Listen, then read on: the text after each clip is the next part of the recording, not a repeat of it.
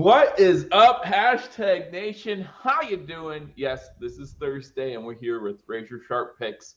But a little change of schedule. Last week we were unable to get together. I was on vacation. Some things were going on. This week we had to cut it back a day, which is fine. That means we go watch some Thursday night football and hang out together while we talk about our picks. Ryan, how you doing tonight? Doing good, man. Glad to be back, and glad to, so far at least, be on the right side of things here with my against the spread pick. Listen, Yeah, we'll get into that. yeah, I have learned that I could potentially get on the positive side of things sometime soon. Like I've There you learned how go. to win some picks, and even though last week I was still in the negative, still in the red, it was by less than 1 unit. I'm happy about that. I'm happy about that. I'll take that all day long. Ladies and gentlemen, again, if you're new to the channel, make sure you hit that subscribe button as you're coming in here or as you're watching this, getting ready for your weekend full of games. Obviously, a big weekend for Bills fans as we get ready for that Chiefs matchup. Some other big matchups this week too, Ryan, including for this one that we're watching right now on Thursday night, and then also the AFC North division battle between the Pittsburgh Steelers and the Baltimore Ravens. A couple good battles this weekend going on. Yeah, and Chargers Bengals. I think that'll be a fun one Mm-hmm. as well, and a lot of good football this weekend. And happy to see Buffalo's got the lone slot at 4:30. Nothing really worth watching up against it. So the 1 o'clock slates will be watched in the parking lot for me, and then we'll head into the game and hopefully get a big dub and cut into that number one seed lead a little bit here. To be the number 1 overall seed would be amazing going into the playoffs. But listen, let's not worry about that right now. Before we get into this week, we do have to look back not only at last week. Last week was a rough week for us, Ryan, but it's the first one we've had in quite some time. Yeah, not too bad. I think we were both over. Well, I was over 500 and at 500. You were just a game below 500 on against the spread at least. But yeah, I mean, not too bad of a week. Not at all. And again, I look at our against the spread numbers because again, if you're betting, a lot of times you're betting against the spread. Listen, 84.68, 83.69. That's a good place to be for the season overall. I'm happy with that. I'm sure you're happy with that as well. Because if you were just betting against the spread with us, you'd be plus money. Yeah, absolutely. It's I keep saying one of these days I'm going to do the numbers on where we'd be just betting against the spread and straight up, and that minus 39 units that you're sitting on your parlays and your props, Joe. I think you're probably going to be positive money if you include your against the spread and straight up picks. Yes, absolutely. So we're okay with that. We'll deal with that, and hopefully this week it changes and it starts tonight. And again, we'll talk about that towards the end of the show. And by the end of the show, we'll have a little bit more information about what's going on tonight, and maybe I'll be dancing a little bit more, But we do want to talk about the bye weeks. Listen, we're getting down to towards the end of it, actually, under the bye weeks. I think this week there's going to be bye weeks, next week, and then there's no bye weeks Thanksgiving, and then there's like one more week, I think, of bye weeks. So get these out of the way because I just want to see all the teams playing again. I love when we have a full slate of games. This week, nothing too upsetting. We're not upset seeing any of these teams. If you're a Buffalo Bills fan, these are all NFC teams. You don't care about the Giants, the Cardinals, the Panthers, or the Buccaneers. So they could take some time off if they want to rest up. These 4 teams, possibly Arizona makes a run at that division. They're sneakily hanging around. Hey, they're leading the division right now, Joe. That's right. And then Tampa Bay as well. We'll see how they come out of their bye. Things are looking a little bleak at the moment, but you never know how a team can bounce back. And who knows with that NFC South what's going to happen. That's right. I mean, we know what's going to happen for the Panthers, though. Well, the Panthers and Giants may have played that game on last Sunday in Germany, might have been for the number 1 pick, and unfortunately for the Giants, didn't work out. Right. Yeah, unfortunately for them, they don't get what they want, but that's okay. We're moving on to this weekend. Starts with the game that we're watching right now, currently at commercial break, currently 7-3. I don't know. I saw them lining up for a field goal. That's all. I don't know. 10-3 Commanders now. 10-3 Commanders now. So we're looking at this game when it started, 3.5-point spread. Ryan, you had Washington covering the spread. I had, at home, I just thought Philly would come out and have a little bit more offensively, especially with Saquon Barkley going after the Commanders here, but obviously not the case. Both of us picked the under, and it looks like that's where we're headed. Yeah, and I mean, I picked the Eagles on this one. I thought about the Commanders, but at the end of the day, home teams, Thursday night football, they're 6-4 on the season. I feel like the Eagles at home should still get it done here. Still plenty of time, only down a touchdown. Not worried about that right now.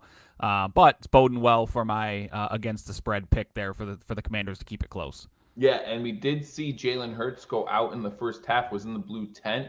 According to reports, he has been medically cleared, but the Eagles are just going to get the ball here, so we'll see, what happens there. But that's our pick right now, and I'll keep you up to date. I'll keep watching as this is going on as well to see, because as we get to my parlays, you'll see this game matters for me. Moving on to Sunday, and it starts with the Green Bay Packers, who I think need to get an impressive win here, even though I did have the Bears covering the spread in Chicago. I see Chicago 3-1 at home. It wasn't that long ago, Ryan, that we were talking about how good the whole division is. 2 weeks later, it looks like everyone's like, oh, the Bears are still terrible. So we'll see what happens.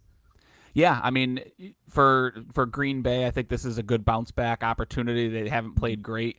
I mean, Matt LaFleur has the Bears number. Matt LaFleur is 10-0 against the Bears. Their average margin of victory is 12.7 points in these games. So I like Green Bay to win. I like Green Bay to cover. I like the over because I think Green Bay is going to put up some points in this one. Yeah. The interesting thing is going to be, can the Bears put up enough points to get you to 41 points and get the over? Right. I think that's where it's going to be tight. But I absolutely see Green Bay putting up 28, 31 points, somewhere in that range in this one. Yeah, and it's been a while for the Bears to see that offense producing like it did earlier in the season, so that could become an issue here as well. But again, at home, I think they can keep it close, and that's all. And again, as we talked about on here before, backdoor covers are still covers, so I'll take a backdoor cover in this spot. Moving on to the next game, we have the Jacksonville Jaguars going to Detroit. I think Detroit's going to trounce this team. I think Jaguars put up some points, and that's why I picked the over. But man, I think Detroit's going to come out and just be swinging, because they did, even though they won that game Monday night, you kind of get that bad feeling, a bad taste in your mouth. 5 interceptions. That's rough. Yeah, this is prime bounce back spot for Jared Goff, right? And we're going to get into during the props and the parlays kind of how we see this game going. The Jaguars are absolutely abysmal against the run. The Lions run the ball really well. The Lions play good defense. Mac Jones is going to be starting at quarterback for the Jaguars. Bills fans have watched that movie long enough to know what's coming. I picked the under on this one, but I think it's just because the Jaguars aren't going to be able to score any points. I mean, with Mac Jones at quarterback and injured Brian Robinson, they've got no Christian Kirk, they've got no Gabe Davis. It's like I don't even see where their points are going to come from. The Lions might put up 37 points in this game. I still think I'm going to take the under on it because I don't think that the Jaguars can muster 2 scores in this one. I think this is going to be ugly early. Yeah, you're asking yourself, can Detroit score 7 touchdowns? Right. Can Detroit cover the spread on their own? If the answer is no, then it's probably not going to get there. Right, exactly. Going on to the next matchup, here you have the Minnesota Vikings going into Tennessee, going against the Titans. The Titans just look like a train wreck right now, trading towards the trade deadline, selling a lot of their team just because they know what's going on. So what's going on in Tennessee. Minnesota, they need to keep up in that NFC North. So we both see this kind of going the same way. Yeah, I think Minnesota, this is a must win for them. They haven't played great.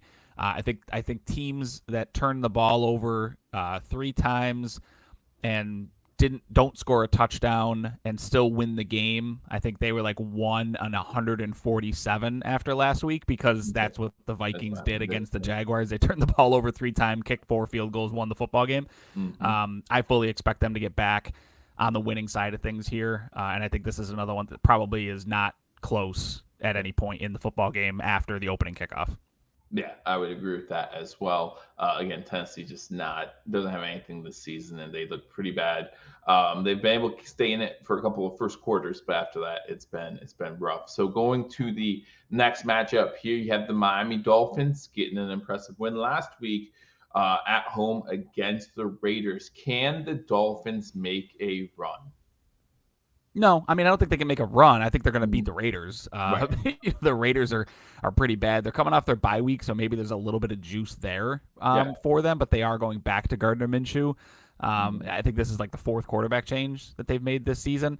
And then the other interesting stat that I found, Joe, in just doing some research was the Raiders have only won in Miami 3 times since 1990. So that does not bode well for their chances here in this football game. Miami, offensively, I think they found their stride. That's why I'm going with the over. They're obviously a completely different team with Tua at the helm. Absolutely.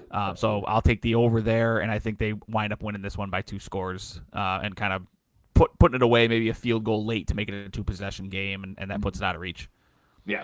Yeah, I think that Miami can make a run, actually, because if you look at their upcoming schedule, I think they have the Packers in a couple of weeks, but other than that, not the hardest schedule in the second half. So, if they could try to make a run here, but it all starts with winning against the Raiders. Moving on to the next thing, I do have to say, Saquon just caught a ball and ran for like 60 yards. So that makes me so happy.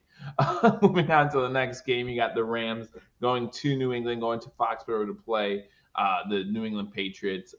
Again, one of these spots, you're coming to a point in the season, Ryan, where you're seeing who's the better teams, who are the average teams, and who are the below average teams. And even though we both I believe that you've said before, we both like what May has done at the quarterback position early on for the Patriots, just not there yet, not enough weapons to make them competitive. Yeah, I mean, I think New England found a quarterback, right? I think they found a guy that they can move forward with over the next couple of seasons. And now they've got to go get him some weapons. Ramondre Stevenson's a nice piece, but outside of Pop Douglas, I mean, they don't really have any weapons on the outside, and that's what you need for a good quarterback. So, I mean, if they're using the blueprint, they have a defense, they have a quarterback. Now they go get the weapons and they shore up the line, and they're going to be, a team to contend with in 2 seasons. The Rams are a team to contend with now. I mean, the Rams are a team, when you talk about a team that can make a run, I think this Rams team absolutely can make a run. Cooper Kupp's back. It sounds like Puka Nacua is going to go full this week. Kyron Williams is a monster. It's just too much, I think, for New England in this one, and I'll take the Rams. Yeah, I'll take the Rams. And, the number, and I thought about this a lot since I said it last week. What did I say? I think it was 14 or 16 total games have been a team covered won the game and didn't cover the spread if they're favored. So that's why I'm not going to do that too much more the rest of the season. Give me the Rams to win the game, Rams to cover the spread as well. Moving on to the next matchup, still looking at that 1 o'clock hour. The Browns on the road against the Saints. The Browns, they're starting to look like an actual team again. We all know that they were a mess under Watson. Watson out for the season, unfortunately for him. But I think that they are starting to look not consistent. So I'm not going to pick them to win consistently, but against a Saints team that's still beat up a lot, give me the Browns to win this one. Yeah, I mean, the Browns are a different team with Jameis Winston at quarterback. Like, it's amazing when you talk about Jameis Winston being competent quarterback play, like, that you had a bad quarterback situation in Cleveland. Interesting stat I found in researching this. Since 2015, Jameis Winston is number 1 in the NFL in interceptions at 102 interceptions since 2015. Yeah. Derek Carr's 3rd with 99 over that same span. So this is a battle of dudes since 2015 that have thrown over 200 interceptions combined. Defenses are going to feast, and when that's the case, I'll take the better defense, and that's Cleveland in this situation. Right. Yeah. Not only are you talking about a better quarterback situation, but Nick Chubb coming back now. He, a few more weeks under his belt. See what he could do against the Saints defense. Moving on to the next matchup, you got the Indianapolis Colts going to New Jersey playing the Jets. I like the Jets in this matchup, but you have to start wondering if you're talking about the Jets here, especially when you talk about Aaron Rodgers, when does it, like, the team just give up, right? Because obviously the season's not going the way they want it to. The Colts don't have that yet, right? The Colts don't have that get up. So there is a possibility here for the Colts to win this matchup. But I just like the Jets. I think Breece Hall is going to have a field day in this one, and the Jets pull this one out. Yeah, I mean, the Colts are going back to Anthony Richardson at quarterback. I feel like they've finally figured out that, Joe Flacco isn't going to help at all, right? And you're either going to go out and win with Anthony Richardson, or you're going to go out and lose with Anthony Richardson. Either way, it's important to make sure that he gets that, experience going forward, right? And the Jets are, they're out of the playoff hunt at this point, in my opinion. But if they win this football game, it goes up to a 20% chance to make the playoffs. If they lose the football game, it goes to 3% chance to make the playoffs. So, meanwhile, the Colts are on the bubble. They're the first team out of the playoff picture at this point. So this is a team that wants to have it versus a team that needs to have it. And I think the Colts are the side that needs to have it. I think they keep it close, but it comes down to the quarterback. And even in this form, I will take Aaron Rodgers over Anthony Richardson when push comes to shove at the end of the game. Right. I mean, you have to wonder what's going on with the Jets, the front office, coaching staff, all that, because it was Monday, the coach said, oh, we're sticking with Joe Flacco. And then by Wednesday, they make that decision. Oh, it's going to be Anthony Richardson. So what is going on there? Yeah. Yeah. I mean, and the Jets, is this the last ride of Aaron Rodgers? And what's that look like? I mean, a guy like him, he may have made up his mind by now, right? Like that if this isn't working, this isn't going to work, this is it for me. And you wonder what that swan song might look like if that's in his head for these final 7 games that he's got this year. Right. Yeah, you just don't know. So moving forward to the next game, we looking at another 1:00 game. You got the big 1:00 game, in my opinion, that's going to be for the AFC North as of this moment. You have the Baltimore Ravens going into Pittsburgh, playing the Steelers. This should be a great matchup. Yeah, I mean, this is for the division lead, right? Mm-hmm. This is for this is the first of 2 matchups between these 2 teams. They haven't played each other yet this year, but this is one that you and I see differently in terms of the outcome, but we both see the means to the end being a close football game.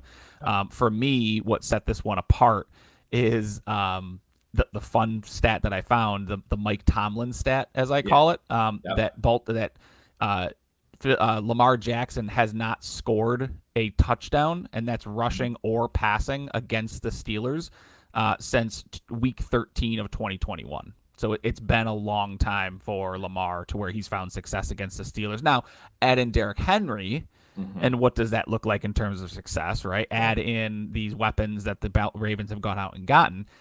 But on the other side, the Ravens are dead last against the pass right now. Over the last 3 games, they're allowing 390 yards per game passing.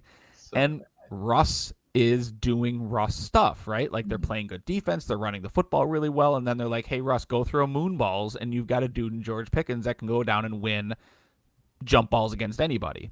That leads for, if it's going to be a close game, would you rather have a running back who can grind out a close game, or would you rather have a quarterback that can make a splash play to a big wide receiver? And, for me, I'll take Pittsburgh in these close games because oddly enough, I trust Russell Wilson a little bit more than I trust Lamar Jackson. Yeah, it's what's crazy to me, and we can talk about this a little bit while we're talking about this game, is I do believe personally that Lamar Jackson right now is leading the MVP conversation. Like, I believe that. But there are so many people who are saying he's running away with it and like it's not even a competition. We haven't even played late November, December, January football, which Lamar Jackson notoriously does worse in. Like he normally does really well in the first 8, 9, 10 weeks of the season. It's the rest of the way that he struggles. And that's a great stat that you brought up about the Steelers. You look at a guy like Josh Allen, look at a guy, playing today, not playing well, but Jalen Hurts, Jared Goff had a rough day Monday, but like there's still so much time left. It's hard to say here's a clear-cut MVP candidate. We know what Josh Allen can do in December and January because he's done it pretty much his whole career. So is the MVP conversation over? Not yet, in my opinion. No, I mean, it's certainly not over yet, right? Like if Pittsburgh wins, they're leading the AFC North. And I think the question then starts to creep in, as it does with a lot of guys. You've seen it in the NBA, you've seen it in baseball. Like, can you really pick an MVP who doesn't win his own division? Right. Like, that's a legitimate question, right? If you don't win your division, how can you call yourself the MVP?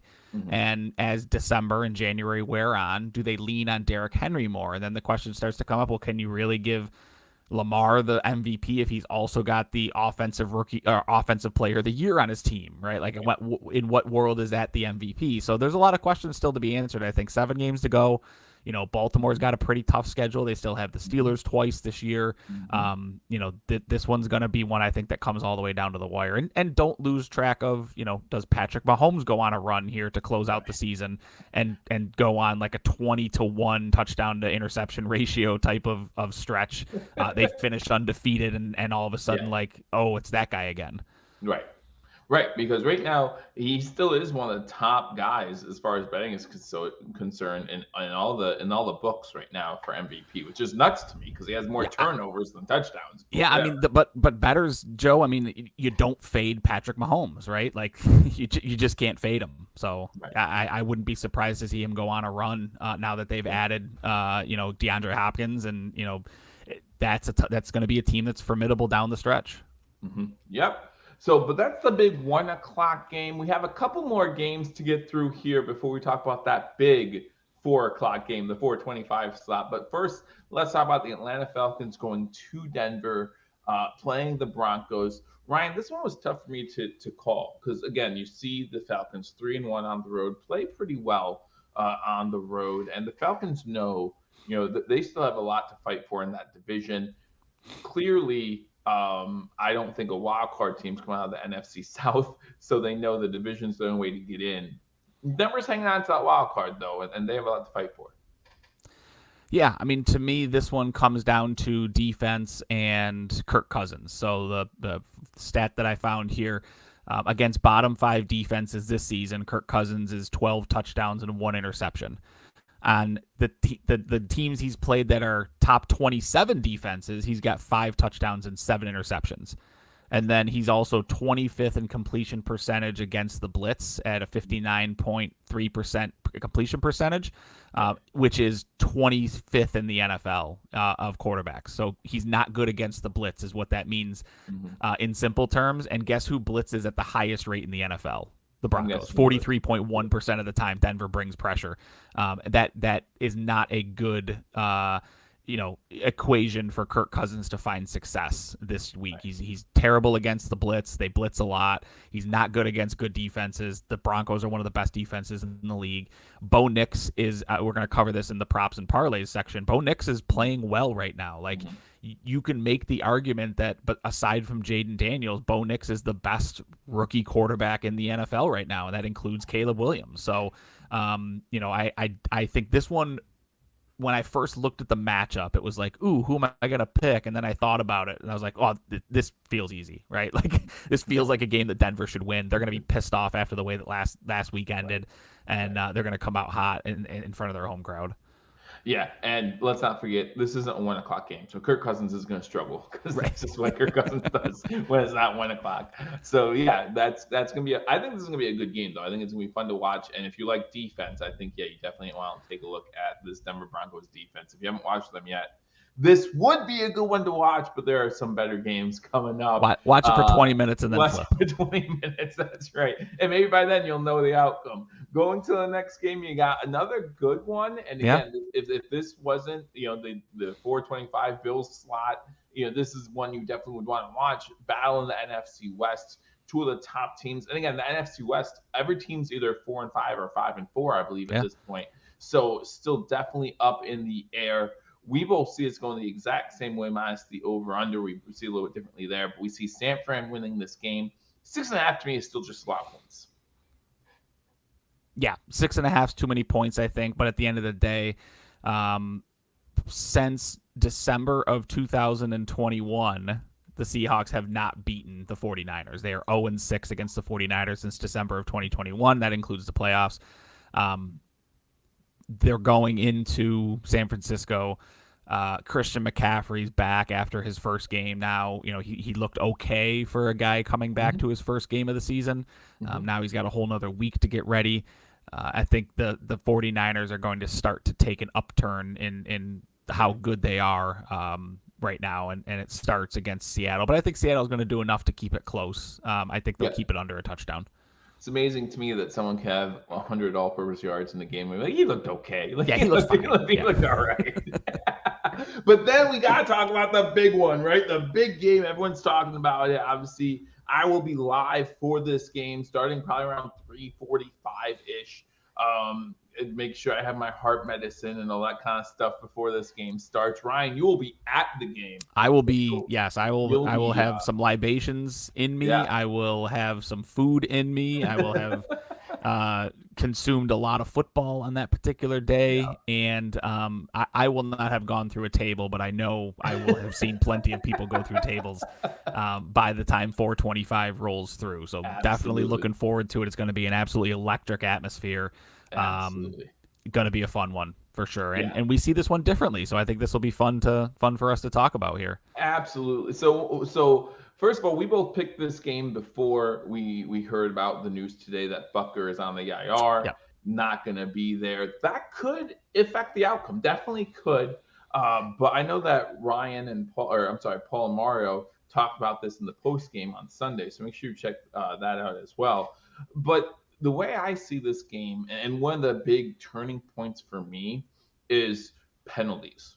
No one's talking about the Buffalo Bills offensive line and how much they've been struggling all season long. And you look at who's officiating the game, one of the higher crews when it comes to penalties called. And you look at the Kansas City Chiefs on the other side, one of the lowest penalized teams in the NFL. Just surprise. I know, right? What a shock there.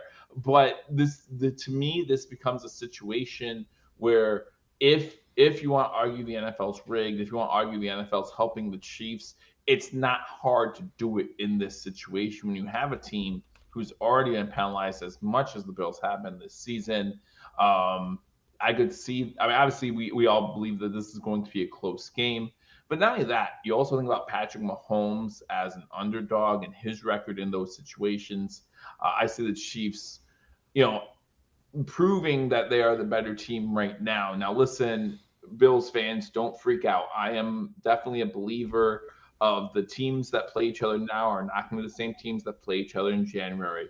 I am not one of these people who think, oh, well, we need to lose in the regular season to beat them in the postseason. Like, no.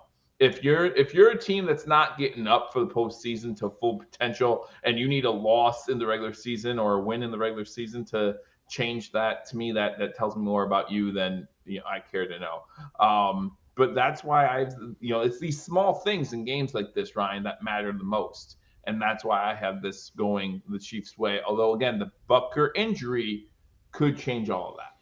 Yeah, and the Chiefs win close football games, right? They've done it all year. They're 9-0, and their point differential this season is 58 points. They're winning nothing but close games. I think they had one game that was I think they played two games that was double-digit margin of victory. Everything else has been a one-score football game. So they win close football games. The difference for me in this one is the Bills being at home in the regular season. Of the last 24 home games the Bills have played, they are 22-2 in the regular season. And Joe, do you remember the two losses that they lost? I know one was primetime to Denver because of too many men on the field, so right? So one was Denver, too many men that bailed him out of a missed field goal. The other one was the Minnesota catch. Oh my gosh.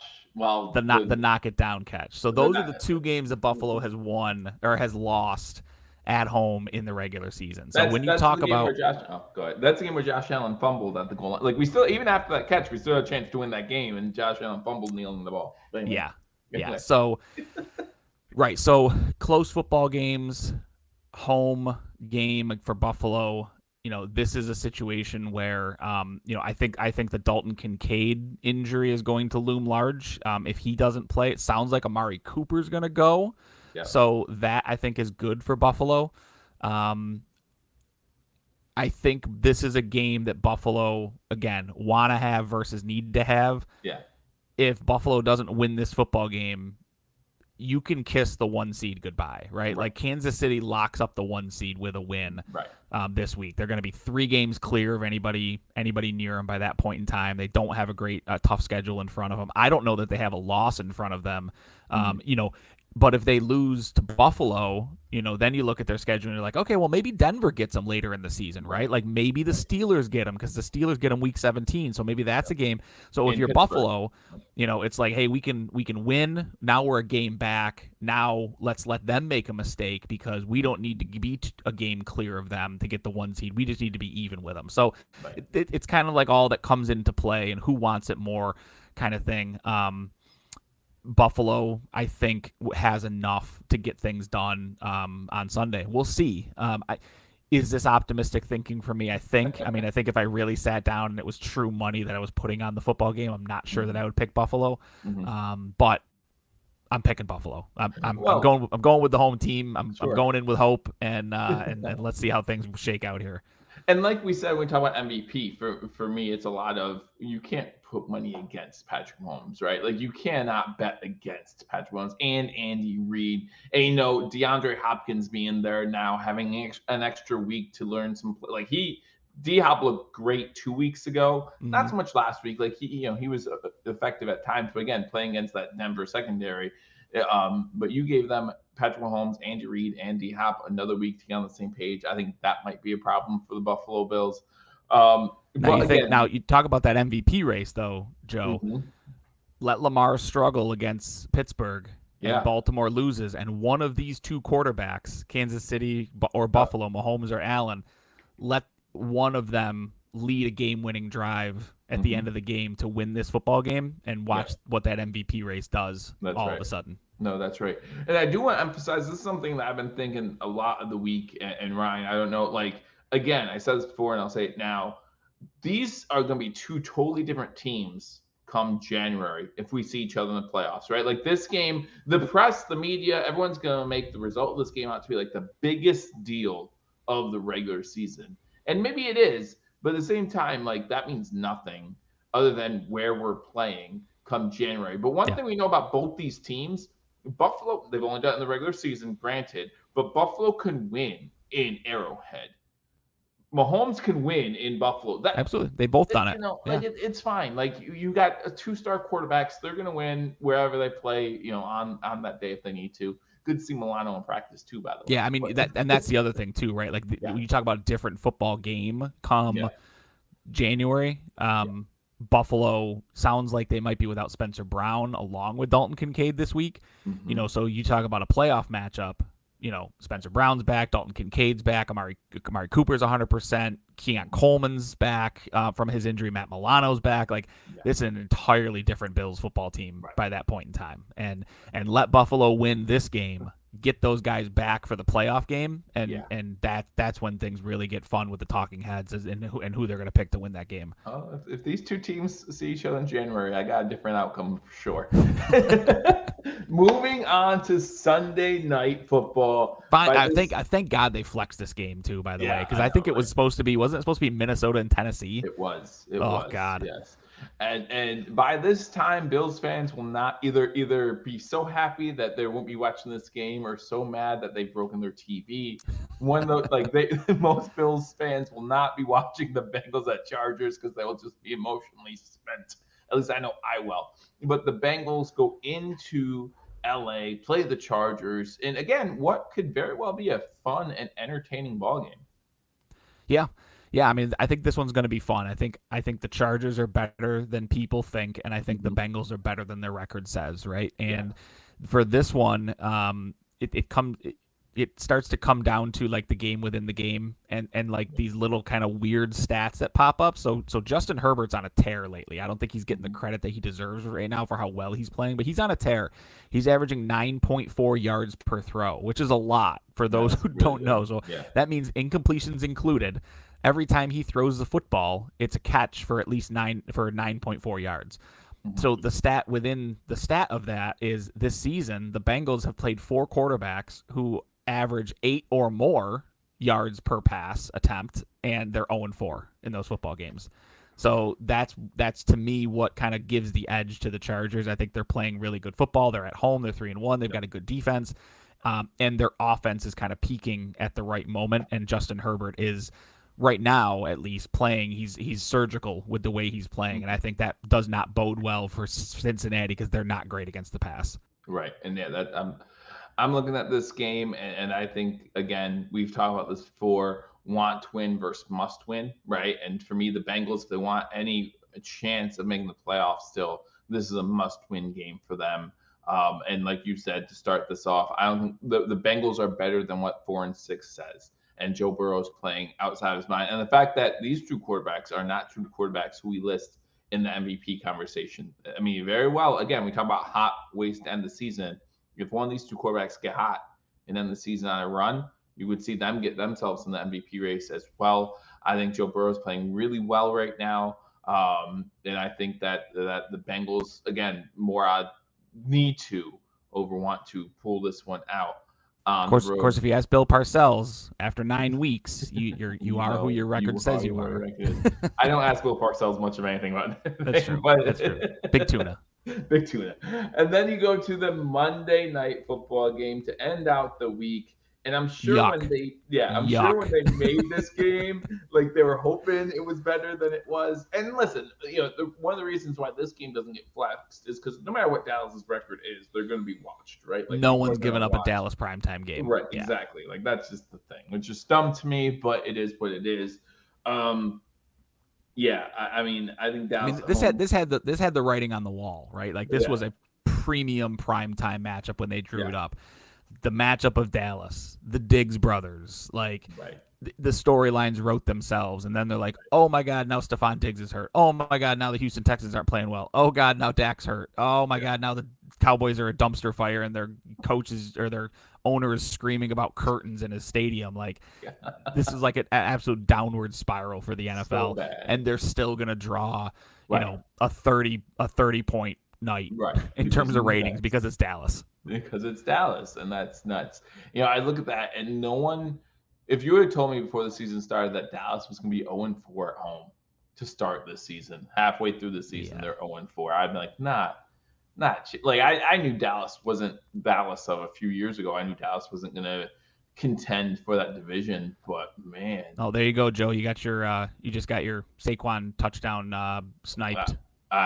Push. I don't even want to talk about it right now. He had the ball. He got to the goal line, and then I don't even want to say anything right now.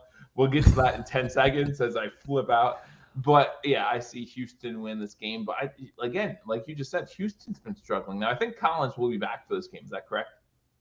They are not sure yet. He's practicing, but they are not sure yet. I mean, and Stroud is a completely different quarterback with Nico Collins on the field, right? Like if Nico Collins plays, I will give you the option to switch your against the spread pick, right? Because if Collins plays, I pick that. But on the other side, even if he doesn't play, like the Cowboys quarterbacks last week were a combined 17 for 29 for 49 yards. That's so bad. That's so bad. Like, where do the points come from for Dallas to win a football game, or even keep it close? So that's where I'm going. I'm going Houston in this one. Elliott's having a terrible game. He missed the point. PAT. Oh, he missed the point after? Oh my gosh. That could be the difference, man, between covering the spread, too. Absolutely. So many things are on the line now that Mr. PAT. That's nuts. That's nuts. But we talked about the games. And again, I'm going to flip out as Ryan changes the screen to our parlays. Barkley was half a yard away from giving me my touchdown. You see it here. My Thursday night, my primetime parlay. I have Barkley over 82.5 yards, which he might already have, to be honest with you. I'm not sure. He's at 73 rushing. Yes, and that's what I need, 73 rushing. Just so I put 82.5 rushing yards. So over 82.5 rushing yards. So he needs 10 more rushing yards, which he'll get. That's not going to be a problem. He's going to get. But now it's, does he get into the end zone? And now the issue is Jalen Hurts has 183, and it doesn't show. Now 240, you think I'm safe, and I would be at 240. But they would not, the betting app I used would not let me put in 240, so I had to go with the over-under that they set, which was 228, I believe, which is still doable, right? Still doable. Sure. But just so many questions here with less than 12 minutes to go here in the fourth quarter. Now, if the Commanders don't score, then you imagine that it turns into the Saquon show. Yeah, it turns into a Saquon show, and hopefully that benefits me a little bit more. But with less than 12 minutes to go, there've only been 2 touchdowns in this game, and Barkley just lost his. So I'm just a little annoyed right now about that. I was watching, and you were talking. I think we were talking about the Bills game, and I was like, let me just see the replay and see the ref missed it or something. He got the shoulder up or whatever, but no, he did not. So that's my primetime parlay for tonight's game. I have anytime touchdowns, and for these anytime touchdowns, like we talked about for the Detroit Lions game as well, I looked at matchups. Nick Chubb against the Saints, I think he can get in. I think they try to do a little bit control the clock.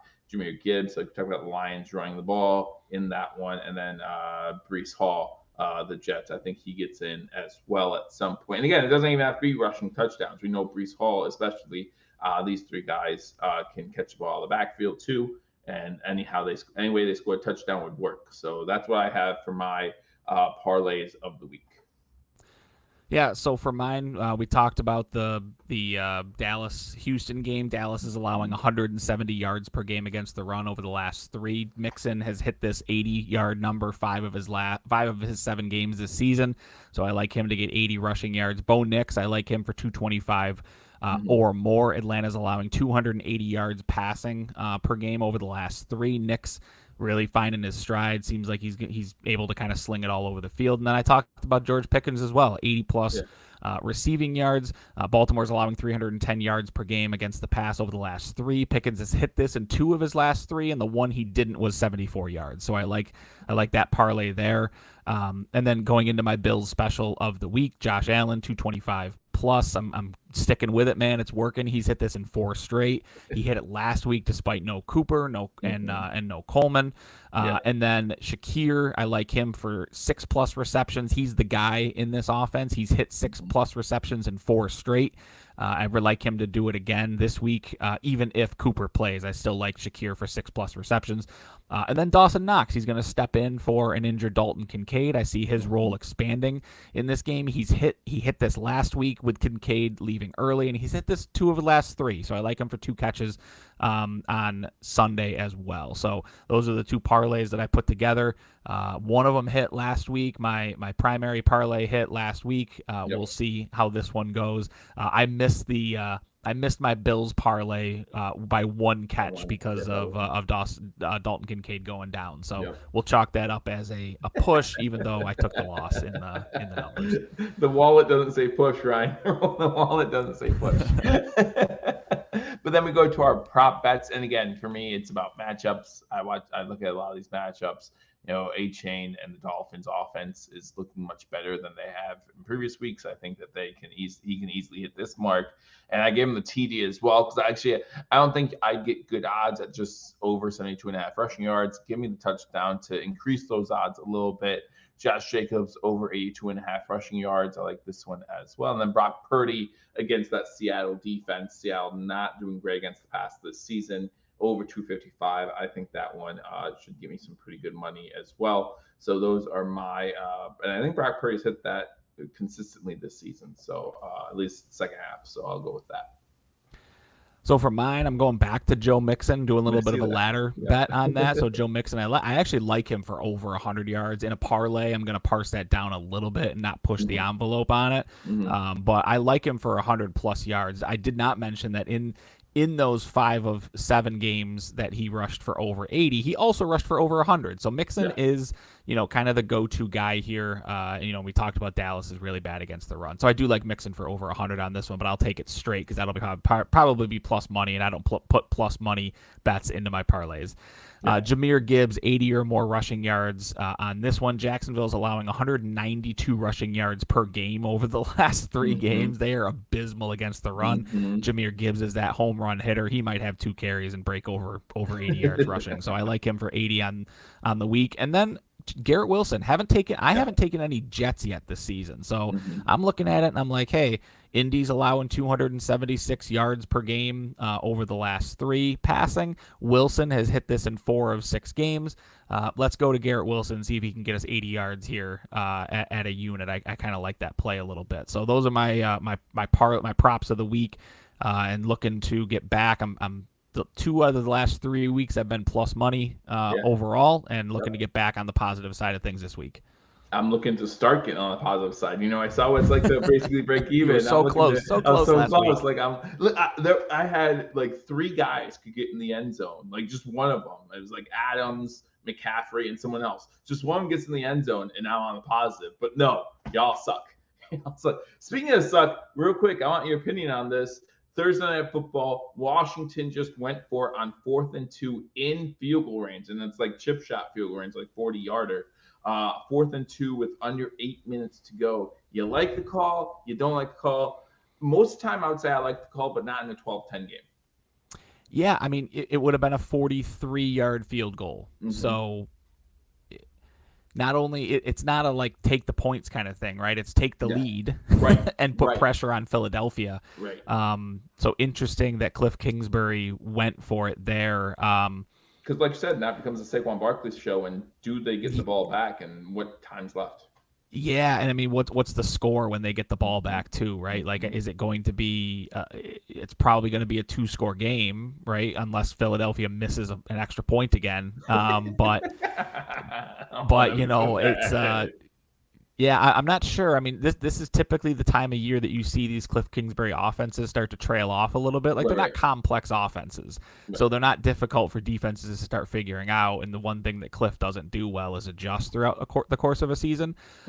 So it is a little surprising that they didn't take points when they had points on the board. And maybe, I don't know, maybe I'm not aware of something. Maybe Zane Gonzalez is hurt or something, and I haven't been watching the game, so I'm not up to speed on it. Makes sense.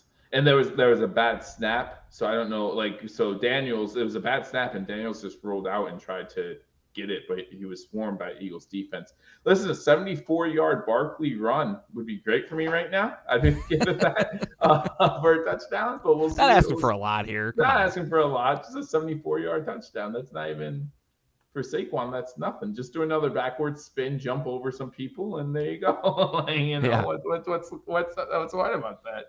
But those are our picks for the week. Again, week 11 of the NFL. If you're a Bills fan, getting very excited about this week. We understand, again, some great divisional matchups, including the one we're watching right now.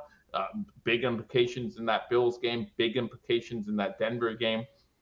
Some great football coming up. I hope you guys enjoy it. Ryan, as always, it's a pleasure. Hope you guys enjoy the rest of Thursday Night Football. If you did join us live, if you're watching this on replay, make sure you give us your predictions down in the comment section, especially for that Bills game, and also give us some of your props. Wide open. Jeez. All right, never mind. Oh, fumble. Eagles recover. All right, let us know what you guys think. I'm going to watch the rest of this game. Maybe hang out with Ryan for a little bit. You guys take care. We'll see you next week. Until we do, go Bills. Go Bills.